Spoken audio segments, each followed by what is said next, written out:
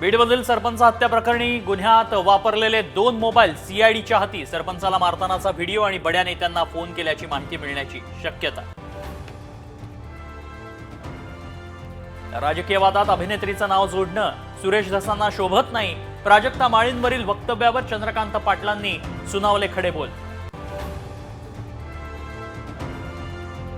अजित पवार 20,000 मतांनी पराभूत, महायुतीला केवळ 107 जागा, आमदार उत्तम जानकरांचा खळबळजनक दावा, ईव्हीएमचं थेट गणित मांडलं।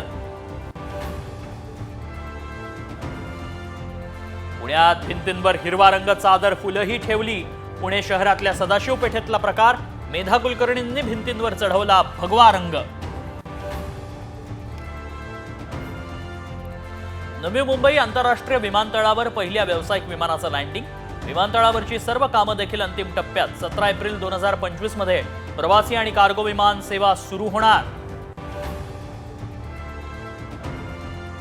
वर्षाच्या शेवटचा वीकेंड सेलिब्रेशनसाठी कोकण, थंड हवेच्या ठिकाणी पर्यटकांची गर्दी, देवदर्शनासाठी ही रांगा।